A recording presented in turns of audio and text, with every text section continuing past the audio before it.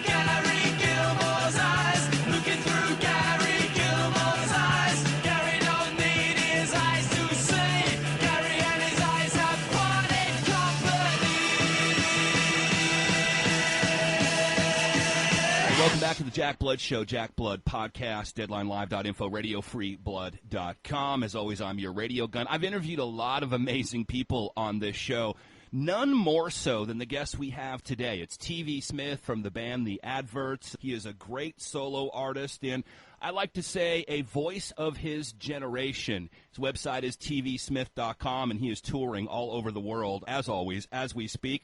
TV, great having you with us on the show. Hey, nice to be here, Jack. You play infamously 150 shows a year or something to that respect. Yeah, around that much. I mean, I just play as many as I can, really. You know, I mean, for me, music is all about getting it out in front of people, so that's what I do. You know, they're not going to come to me, so I go out to them. You know, I'm 59 now.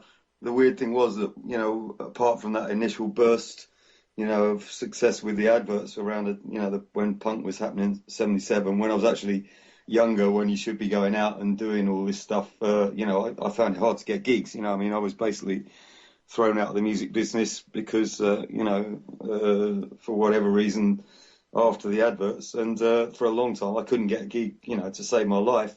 So now, over the last sort of 10, 20 years, as people have come back to me and wanted to see me play, I just go out and I never say no to a gig, you know. Yeah, well, we need to not take that for granted, so I know that you don't. TV, I want to just talk a little bit about your music career, and then I want to talk about some social issues and whatnot that constantly are a theme of your music. Let's go back and not cover what We Who Wait, the documentary, the great documentary by the BBC that they did with you guys. I want to, go a little bit deeper than that, but I recommend people should see it. We Who Wait. It's a BBC documentary on TV Smith and The Adverts. But let's talk about the 70s and the beginning of punk rock. Give my listeners a sense of what it was like to be in England when all of that was happening, and share whatever anecdotes you might have about it. It felt very stagnant, music felt very stagnant. There were a few kind of exciting things going on, there was, we had Iggy Pop, we had the Stooges, we had Velvet Underground, we had kind of interesting English bands like Bowie and Roxy Music, but basically, what was being forced upon us in the charts and as popular so-called commercial music was just awful. It was not inspiring. It didn't feel like it was authentic. It felt very manufactured, uncannily like these days actually. And the country was in a mess. There was just this feeling that something needed to happen, something real needed to happen. And it was just one of those great moments when the thing that needed to happen came up from youth culture, and people started putting bands together and they started playing, people started coming, and a movement kind of formed itself. It wasn't a movement thrust down on us by the music business, so it had a real genuine kind of youth excitement that we were creating something of our own making. How are you comparing that now, looking back to punk rock, underground music? They called it new wave for a while here in America, as opposed to in the UK. Well, it's hard to say because I never got to I never got to the US. What struck me from what I heard of the bands that were coming over from the US, and as I say, they were there before the Brits, because we had the Ramones come over, for example, and I saw them play in London in '75 or '76, and it was absolutely mind blowing to see something that so changed the model of what a pop band was supposed to be.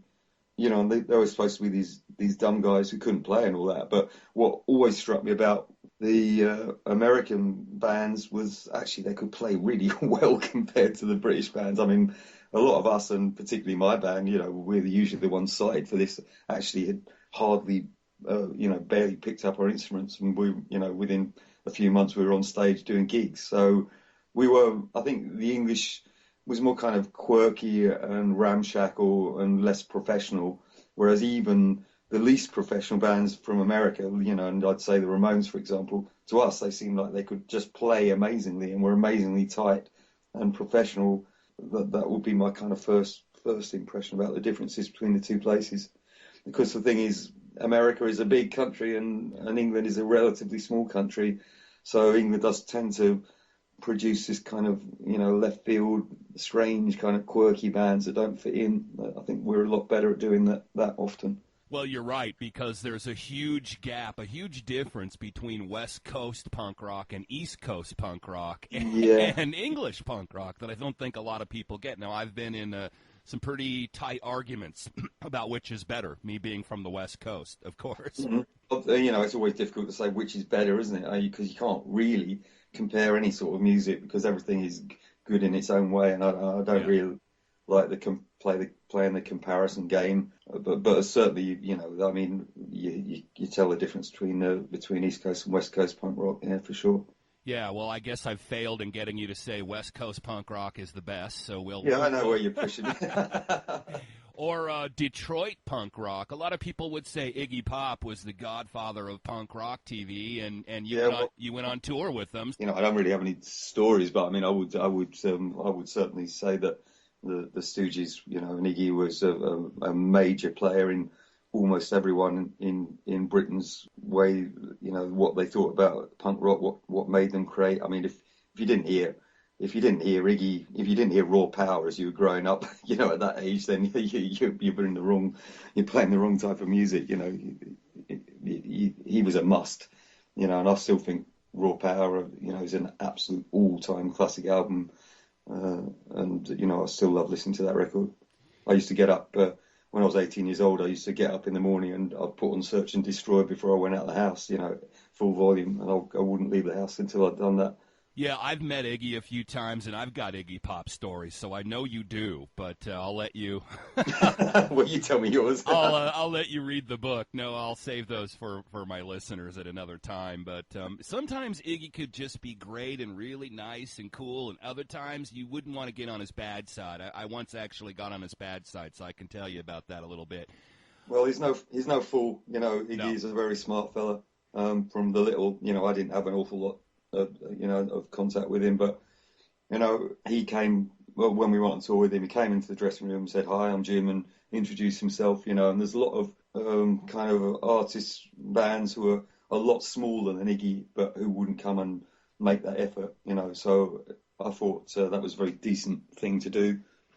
I think you guys kind of share a similar path in that the Stooges didn't really catch on. They didn't sell. Iggy was on the streets for quite a while before he had a resurgence, and that kind of happened to you. Success came pretty fast, relatively, in the 70s, TV Smith, And then in the 80s, it was, we're moving on now. And you got kind of caught in that, I guess we'll call it Thatcher Reaganism.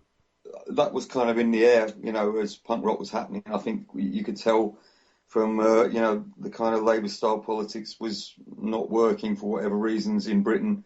And there was this feeling that there was going to be a political shift. I wasn't really politically aware, around that time. I mean, I was a teenager. I was dealing with teenage stuff, let alone, politics. But the manager of the adverts was extremely left wing, and as soon as he saw Thatcher, he said this is going to be bad, and it was seriously bad. Actually, the adverts didn't break up because of that. I mean, I think me getting back into the music business when I was writing more politically aware stuff wasn't helped by the fact, that this whole kind of shift in mentality happened where people started just thinking of themselves. And if you're writing socially aware songs when society's moving towards being greedy and thinking of itself and not caring about its neighbour, then obviously you immediately are going to go straight into the underground and, into the kind of cult area, and you're not going to be loved by the masses, but that's the price you pay.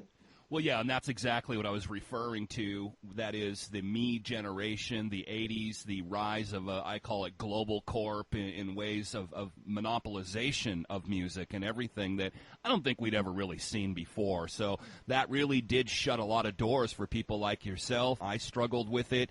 And then we had the 90s where punk rock went corporate. It went mainstream. Yeah, the joy, to me, of the original punk rock movement was, as I've already said, is that it was a movement that the kids formed themselves without any rules as to how well they should play their instrument, what they should write about, what the lyrics were going to be.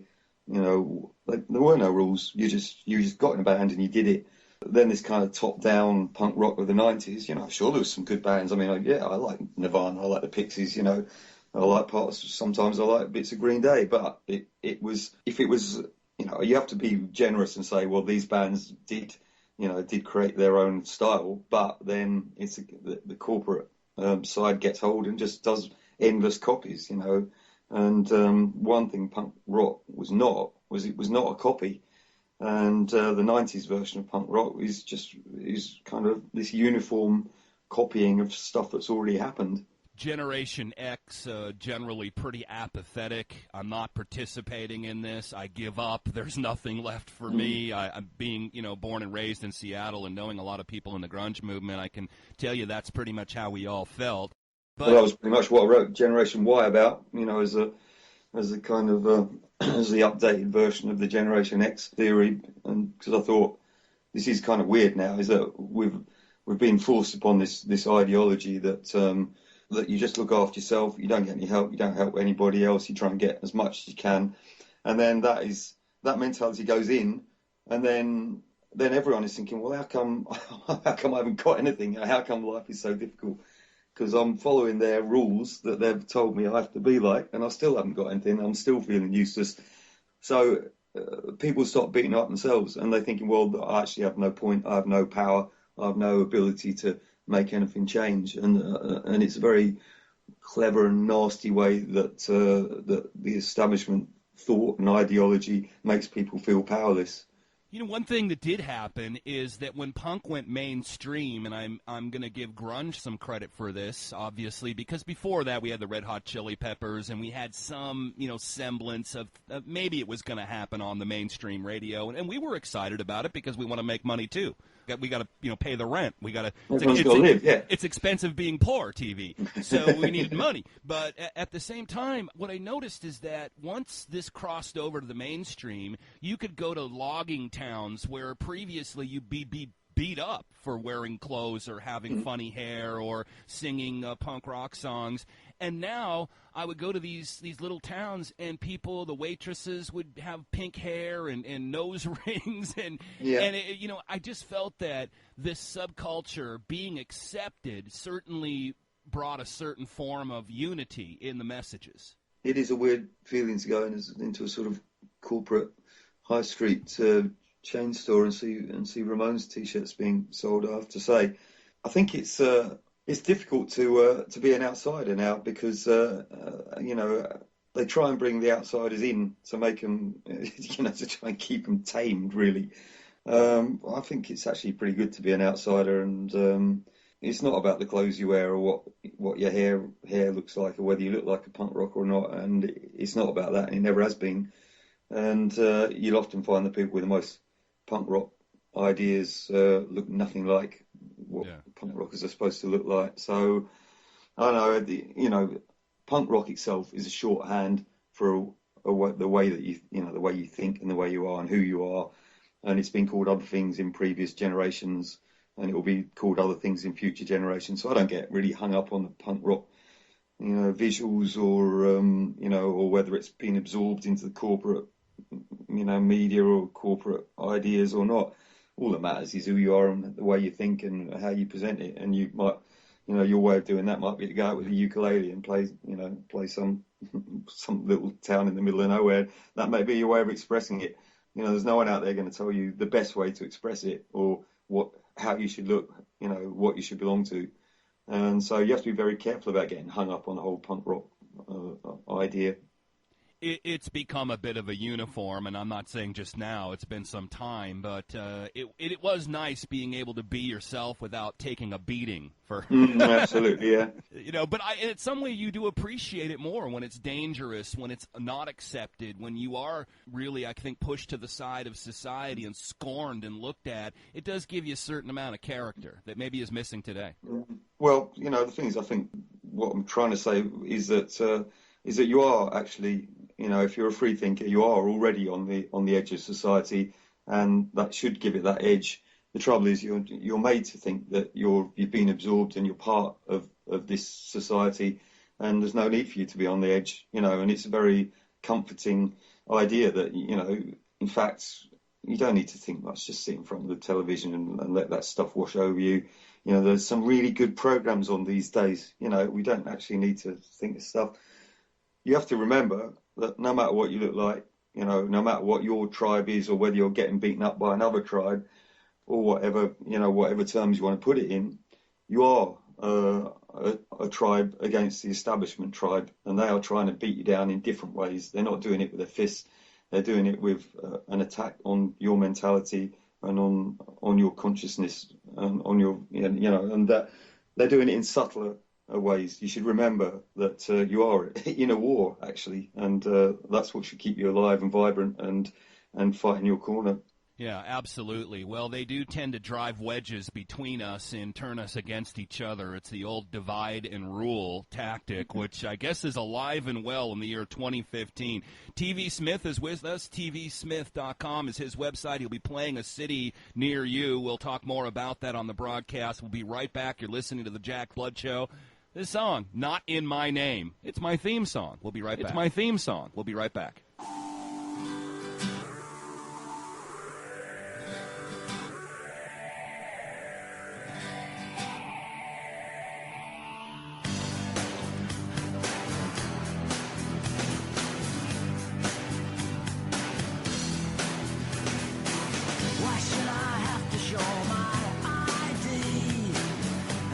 Consensus, and I don't agree with what they're undertaking in my name. I'm appalled and I'm ashamed. Why should I have to show my ID to be enrolled in this community where all my role models are on the take and the real things are fake?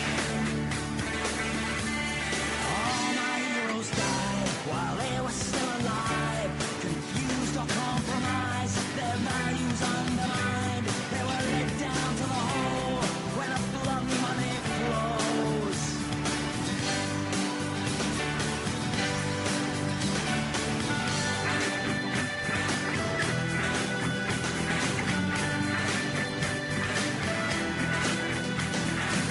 Why should I have to show my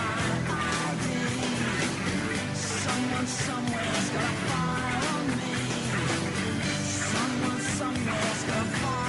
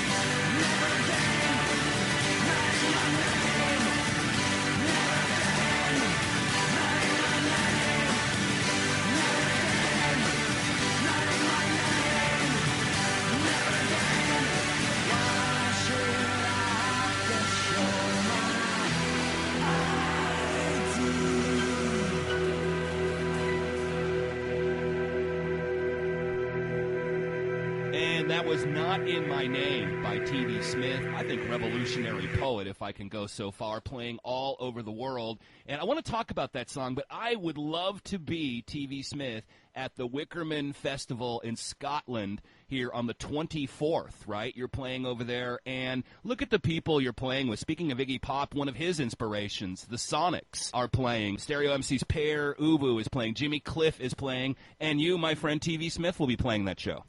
Yeah, indeed. And the Water Boys, don't forget them. Yeah, it's going to be cool. I've heard a lot of good things about that festival up in the middle of nowhere in Scotland, and really looking forward to my first chance to play it. Of course, people can go to tvsmith.com to see where you're playing. It's mostly European gigs here for the next couple of months. Coming back to the United States anytime soon? Well, I need an invite. Okay, consider this an invite then. Yeah, I mean, it's tricky. Of course, it is tricky because, you know, particularly if you are basically an underground musician, it's very hard to, and particularly hard to get into the States, to be honest, because, you know, unless you're, you know, you go through the corporate petitioning and to get a work visa, then there is, which can cost $2,000 or $3,000. Wow. Then there is always a risk that you're going to get turned away at the airport and the whole tour falls to pieces, and it's a disaster for everyone involved. So touring the States is not that easy for an artist these days, unless they're a corporate one with lots of record company influence and agents working for them. So you hear that, folks. You got to pay people off to come perform and do your art in the United States of America. Wonderful free country we have. We could use maybe tariffs on a number of other things, but not our musicians, not our artists. That's no good. Well, particularly if your message is an alternative message, they tend to be not so keen to let you in.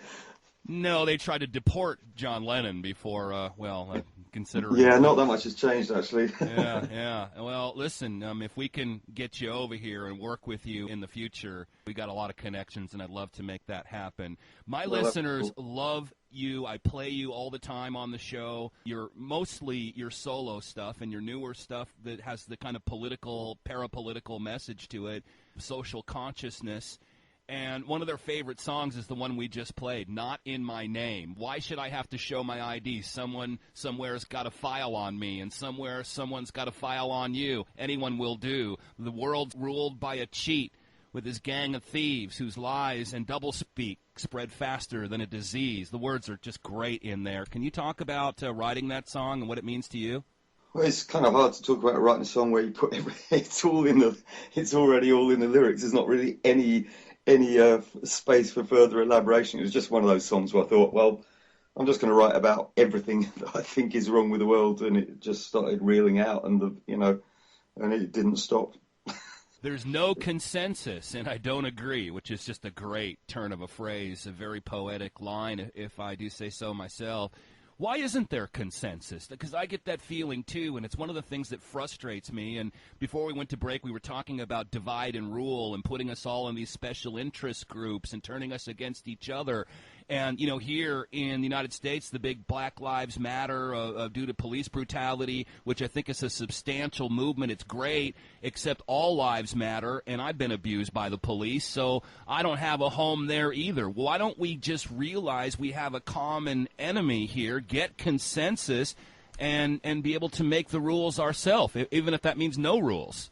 One of the great things about traveling around the world and seeing different people every night is that, in fact, you do see that most people are actually the people that come to the gigs, of course, are on the same wavelength. It's a very encouraging thing that people, you know, good people all over the world are aware that there's something wrong and are, broadly speaking, able to get along themselves and have, broadly speaking, similar views about the world and what should be done and how they should live their lives. But I think the kind of establishment power is now so big and so overpowering and so impossible to resist that it is, you know, just being a normal human being has now become an underground project. You know, you are a cult just by wanting to be normal and get along with your neighbour and be compassionate and care about the world and the people in it and, you know, look after it and the environment and you know, shop ethically and all these ideas, you know, that are all bundled together with people who are just being normal human beings. And and we're there. You know, we're underground. We're a cult. The world is ruled by greed and people who are after always money and influence themselves. And it's ridiculous that dream that they're after and ruining the world trying to chase is not worth having. We want food on the table and we want to live a good life, you know, but this idea that life is about aspiring to always more and have too much, is what's gone wrong. Those people you can't have in a consensus, you know, because they've lost it. They're on a different world. They're leading a different kind of life. Are we told that if we don't all agree on everything, that we can't work together on some things? Because I've noticed that here, where you'd be right on with people on GMO, getting rid of GMO foods, or various issues that are floating around, but then somebody sees, this is again information overload, welcome to social media and the internet, and they find out maybe you're for something they're against, and the next thing you know that's now your enemy. We're not in a cult, TV. Do we have to agree on everything? I mean, we could still have consensus on the big issues. Yeah, well, I don't, this is a whole kind of a result of the kind of way communication has been reduced now to Facebook and text messages and Twitter or whatever, is that rather than expanding and discussing and debating, we're now being trained to respond to questions and arguments with yes or no answers, and everything is being reduced to black and white. Education is being destroyed and underfunded, so people are being brought up to be stupid, basically, deliberately. So, unfortunately, the discussion of what's going on is actually being reduced rather than increased. And of course, we don't have to agree on everything. I like this food, you like that food, and that is not a reason for us to hate each other and never to speak to each other again and fight each other. We do have different tastes. We're not all the same, and you're correct. It's not a cult where you're forced to believe this thing or that thing, which shouldn't be. Humanity shouldn't be like that. Of course, one of the beauties of being a human being is that you do have different tastes and ideas, but the other beauty of being a human being is that you discuss and you adapt with each other and learn to get along. We're kind of like estranged from that now. We sit in front of our computer screens and press like, and think that that's all you need to do. That keeps us busy, doesn't it? I have a 12-year-old. Obviously things are a little different. When we grew up, we might not have had a TV, no pun intended. Are you still there, Jack, or have we lost this connection? Hey, if Microsoft, who owns Skype, made cars, you'd barely get to work and back every day. Hey, I'm telling you, man. Plus, they don't like me to begin with, TV. Hi, this is TV Smith. You're listening to Radio Free Blood, radiofreeblood.com.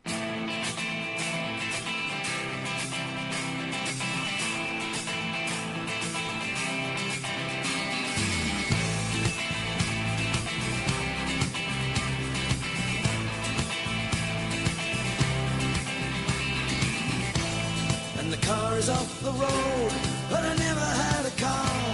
And I pay more for my food, 'cause supermarket's too far. It's expensive being poor, because everything costs more. Knocking on a closing door, it's expensive being poor. Someone throw me down some crumbs, I will eat them off the floor. It's expensive being poor, but I look good when I get desperate.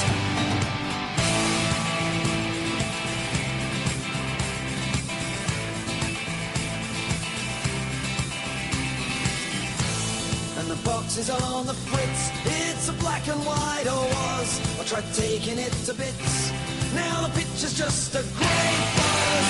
It's expensive being poor, because everything costs more. Someone pick me off the floor. It's expensive being poor, I can't live with what I did. When cinema's £6, it's expensive being poor, but I look good when I get desperate.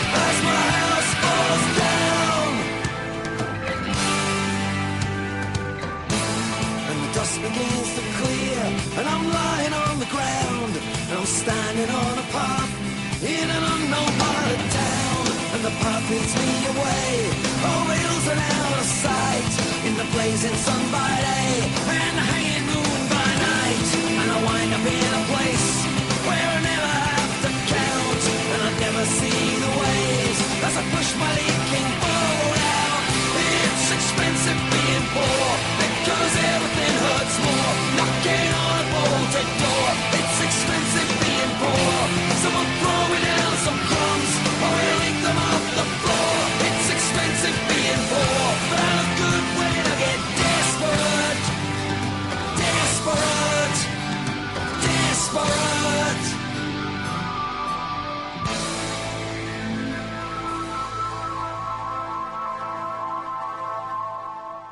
All right, we're back with TV Smith, tvsmith.com. If you have not heard of TV Smith and his great, great music career, I refer to you as a revolutionary poet. Speaking of which, you write books and you also are publishing TV. You want to talk about that for a minute? Well, I started writing up the kind of experiences I was having on the road, really. That is pretty much my life, is going out on tour. And I thought, I started realising that the experience I was having out on tour was not the cliched rock and roll experience, which is, that most people think about when they think about touring musicians. I found what was going on was actually a lot funnier, sweeter, more significant, and in many ways harder than what most people think of the life of a musician is. So I started writing down tour diaries. I guess I started around 2000, 2001, maybe a little earlier. End of the 90s, I wrote a book of what my experiences were on the road, and it went down really well. And so I carried on writing, and I'm now onto my 5th volume of tour diaries. Tales from the Emergency Sandwich, I believe, is what people can get now. Yeah, you can get all 5 of them from my website, actually, yeah. I've actually come to the end of writing the tour diary books now, because at the beginning of 2013, I started the year and I thought, well, what I've been doing up to that point was kind of cherry picking the best stories from on the road and putting them into a book. And I thought, 2013, I'll try and give people an impression of what it actually is when you write about every gig. It's not just now and then you have 2 weeks off and then you do another gig. It's actually day after day after day, and that is actually an important part of the way it affects, your mentality and the way you approach it. It's the consistent kind of slogging away, travelling and getting about and meeting new people and having new experiences. I decided right at the beginning of the year to do that, and as it turned out, that was like a really heavy gigging year with nearly 150 gigs. And I went to Russia for the first time, and I went to Argentina, and actually tried to write down that experience as well as have the experience, actually nearly finished me off. So I thought, I'll take a break at the end of that year. Have you figured this out? Because to me, I think I have. I believe life imitates art, but do you have an opinion? Which way does it work? Does life imitate art, or does art imitate life, or is there a little of both? Well, it's very hard to separate the two, actually, to be honest. And I don't think what I write and what I do is actually different from my life. I mean, this is my life. I don't think, I'm going to enjoy my life and then I'm going to go off on tour. I'm going to, enjoy the day and then I'm going to write a song. The two are absolutely intrinsically, linked.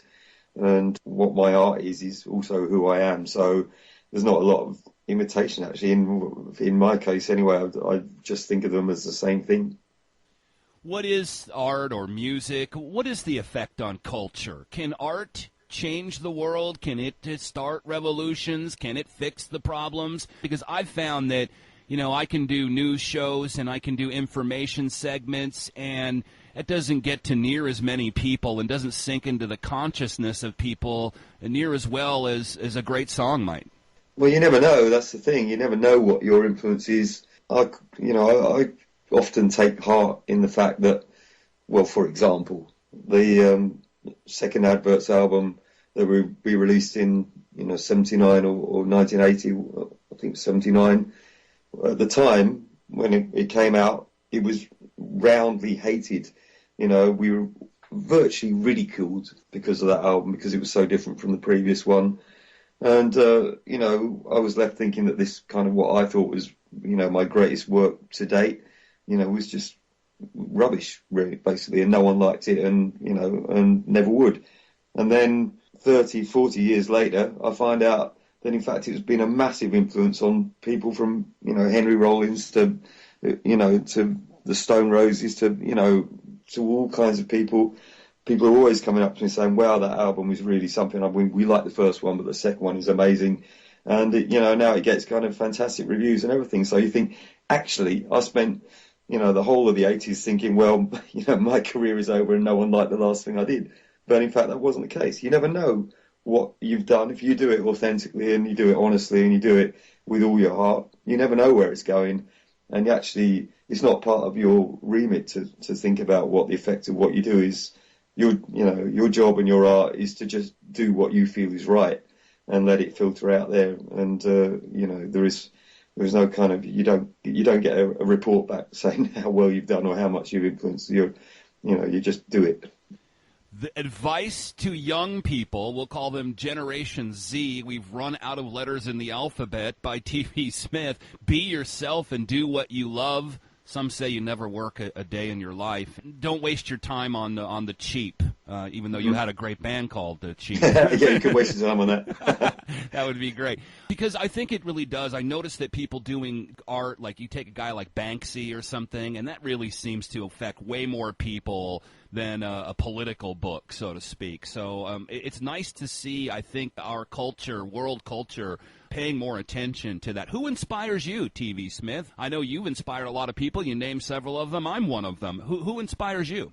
That's very hard to say, actually. One of the kind of things about my lifestyle is that I'm thoroughly and fully focused on what I'm doing and don't actually, get to step outside and, be inspired by other people. And in many ways, I try and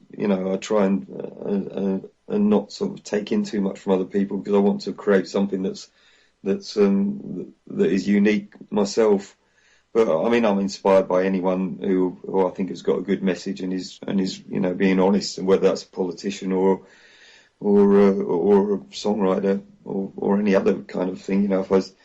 If someone bakes a good loaf of bread and they do it properly, then and they do it with all their heart, then I admire them. But it's not about, to me, it's not particularly about the big figures.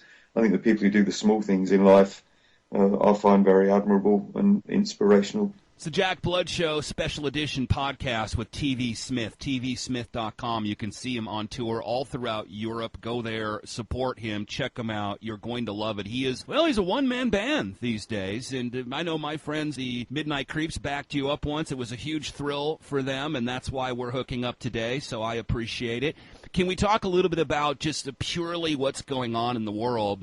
One of the things I want to ask you is, why is it the more we fight something, the worse it gets? When there's a war on illiteracy, people become more illiterate and less educated than ever. When there's a war on poverty, there's more poor people than ever before. When there's a war on terror, there's more terror than ever before. Yeah, well, these phony wars, you have to think there's only a war on terror because, this concept of terror has been created in the first place. And so they have to, when they create something like that, then they have to create the phony war on it, and to pretend that it looks like something's been done to stop something that was actually not really there in the first place, in my opinion. They don't want comfortable, they don't want us getting along, they don't want us educated, they don't want us being smart enough to outwit them. So, unfortunately, these so-called wars and all these things are basically phony wars. You will, in the end, only successfully fight the war on, fight terror if you stop being scared yourself. It's clearly ridiculous to think that you can fight war. Fight war. Can't be done. You have to find another way to accept the way life is. As a good friend of mine once said, you can't fight for peace, you have to peace for peace, and I always thought that was fairly prolific. I saw you on Gareth Ike's show. I did work with the People's Voice for a little while, and unfortunately they're no longer with us, but I thought he did a great job with you. It was fun watching you play on the show. His dad, David Icke, is a pretty high-profile figure there in England, all over the world. Have you checked out his work, and if so, what do you think of that? Well, I pretty much check out all these kind of alternative thinking, and as you would like to say, conspiracy theorist things, and I try to keep an open mind about everything really, and I think it's helpful to know what's out there, what people are saying, what people are thinking. I do think a lot of the conspiracy theories are quite frankly ridiculous, and I will argue with people about, what is actually likely and what isn't. And I think there's a danger that some of them, these ideas, do get promoted on good people's websites. And I think there's a problem, a danger that distracts you from, the real problems in the world. And so I think I try to keep an open mind, but I am quite careful about a lot of these theories. I don't believe, we're being ruled by men who are lizards, and I think you can only, accept that as a metaphor. Well, I mean, maybe he means it that way. I know him a little bit personally. I know he doesn't care what people think, so that's kind of in the same vein of which you were speaking of not too long ago. But the fact of the matter is, I mean, there is, and I think you even, mentioned this in some of your music and some of your songs, about the elites, right? I mean, they have so much power, so much money, such consolidation. I literally call them Global Corp. And when they control the news, when they control where the money goes, when they control who gets a business, who's successful, who doesn't, who's punished, who isn't. Well, this is a society that we live in, and it's invisible, to most people. And I think because it's invisible, and people don't really understand why what's going on is going on. They don't know where it's being manipulated. I think a lot of people then become super sensitive to the possibility of the most outlandish ideas. And I think in a way it plays into this kind of elite's hands because they're making people so unsure of why life is the way it appears to be, then all sorts of ridiculous theories can spring up in that insecurity. So I think you have to be very careful. I think you have to keep an open mind about everything. No, absolutely. Keeping an open mind. Also, you need to think for yourself. I got to tell you, if I would have said on my radio show 10, 15 years ago that there'd be flying death robots and the president could assassinate people around the world with these drones, I think people would have thought I was nutters, as you say. Yeah, and there's historically, many occasions where what at the time was sort of as a ridiculous theory historically turned out to be true. The idea that your own security services are spying on your own government would be just absurd to think about that 20 or 30 years ago, and now we know absolutely black and white for sure that it happened and is bound to still be happening. Even in the small areas like that. So you expand that out, and of course there are a lot of things that are actually unbelievable going on. So you have to. It's very hard, to know where the boundary lies. So I think that's why I think you have to be very flexible about the way you think. We just had the 10th anniversary of the London tube bombings, and we've covered since the day it happened 9/11 over here. I mean, one thing we do know, besides the prior knowledge, besides all the funny business going on and the connections to MI5 on your end, the CIA on my end, and the FBI, one thing we do know, we saw who benefited and who continues to benefit from it. Do you have an opinion? Do you think about things, well, hey, man, that's a big terror event, and these guys are all profiting off of this, and if they hadn't have had this, they couldn't have gotten away with it, so therefore they staged it? I will only deal with the facts, basically, and the facts are that you can see who has benefited from it and who's made political capital out of it and who's made money out of it and gained power. But in fact, it's impossible to do more than speculate. To go backwards and see how that came about and speculate. But you can clearly see who's benefited. That much you can say for sure. The thing about the political elite is when anything happens, whether they're involved with it or not, they will then manipulate the situation with their influence and power to make it work for them. You know, I think TV, a lot of times, the crazier stuff that's out there, the more the speculation is purposeful disinformation, because I work very hard to find real contacts, real whistleblowers, real evidence, and a lot of times people won't listen to it because of the crazier stuff that's out there. Either people like that, and that's what they really want, or people say, I've seen that before, and I don't want anything to do with anything that sounds like that. It really causes people to shut down and to not think about things, and I can't really understand what would be more important at this point in time than to understand why the military-industrial complex, security-industrial complex are thriving and expanding by the second. Yeah, it is unfortunate that that is a pure, really good example of this thing where, it's yes or no, it's black or white, and if you don't agree with me, then you're just a fool, and a lot of the people who are, genuinely interested in these alternative theories of what's going on in the world, if anyone says to them, well, actually, no, I don't really think there are chemtrails, they will just go, no, you're wrong, you're on this side, and you will get shot down in flames by them. And, it's really unfortunate. And I think, if we can, say those of us who are open-minded, should be prepared to debate, without shooting each other down about who's right and who's wrong. Often the truth is somewhere between the two. TV Smith with us, his great band, The Adverts, still amazing. That band is still as good today, to me, as it was. Are we a couple of old men saying, get off our lawn, kids today, with their Justin Bieber? Do we just not understand the quality of the music? Are we just our parents? Or is the comedian Doug Stanhope right, that we're much crazier, we're much more daring, and much more edgy than our milk-drinking children? What is your thought on Doug Stanhope is definitely right, definitely right. Well, what is it with kids today? Why don't they get off our lawn, TV? I'm just kidding, but because I do find there is good new music. Of course, it doesn't go to the top. It's gate-kept from the big six corporations. You have to really look for it. Thankfully, we do have the Internet. That's one thing that has been helpful. But at the same time, I can't believe how fast it spiraled out of control, and we got to Britney Spears, Justin Bieber, Taylor Swift, and some of this just empty-calorie music. You think, is music going to make a major comeback, at least on the big stage?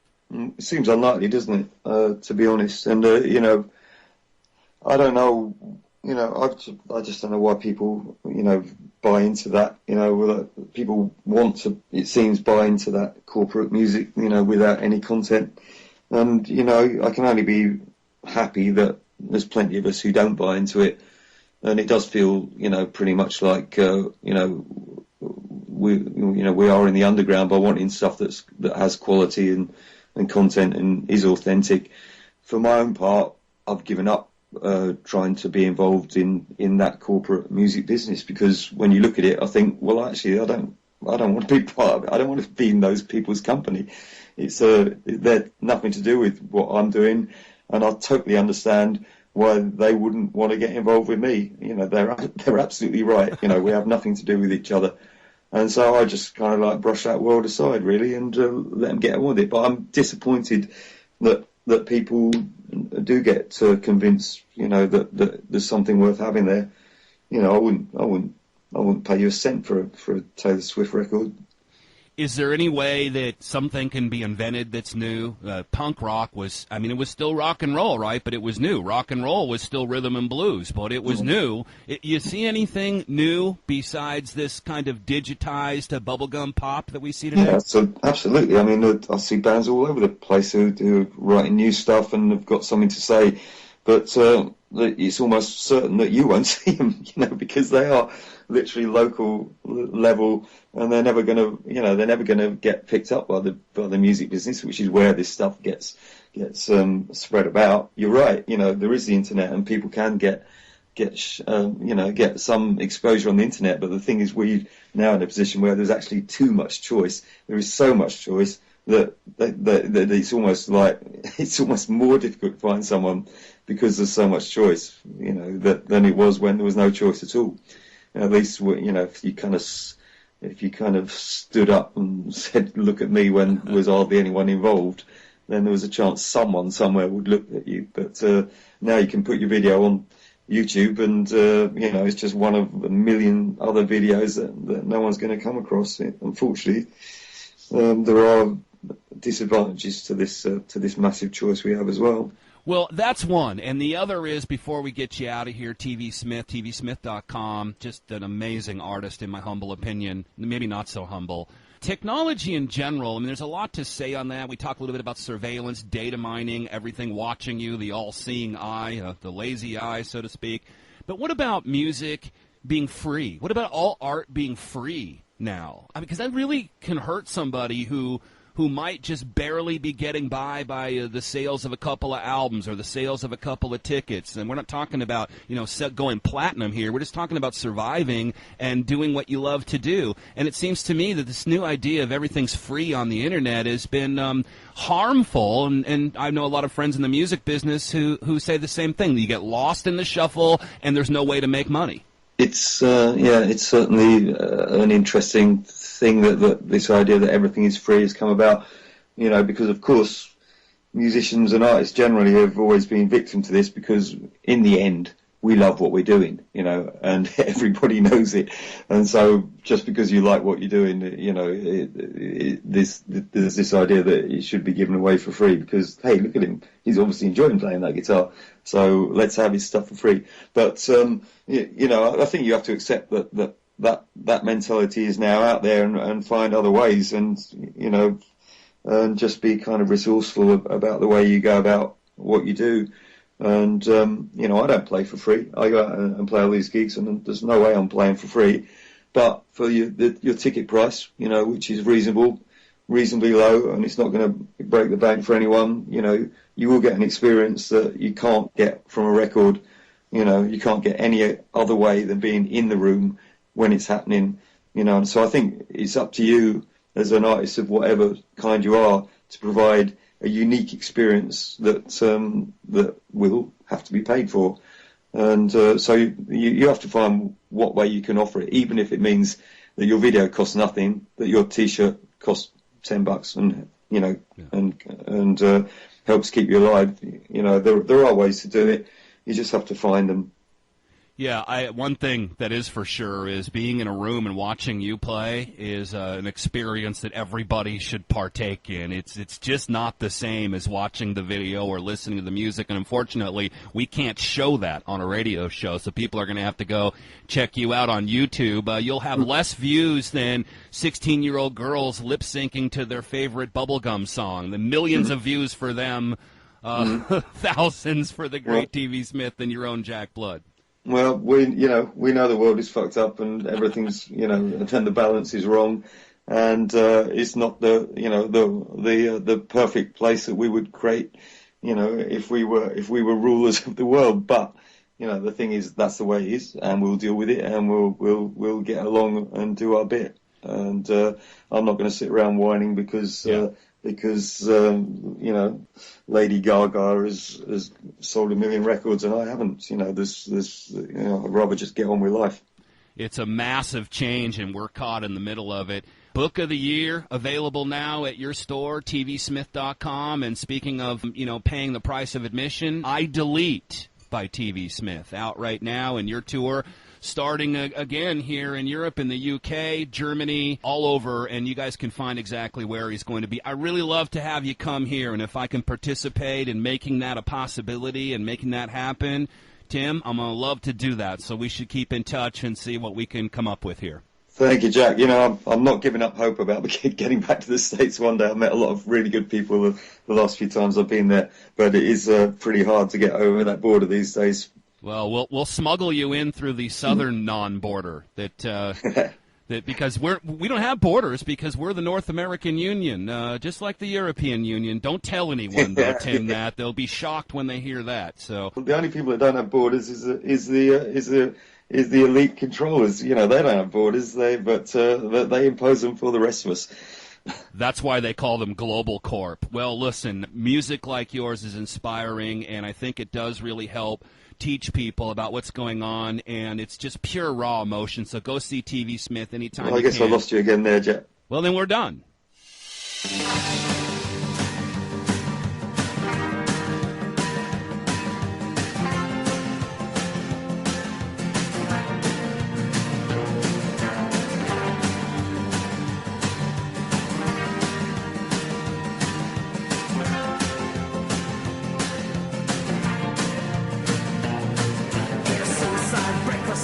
feel sick.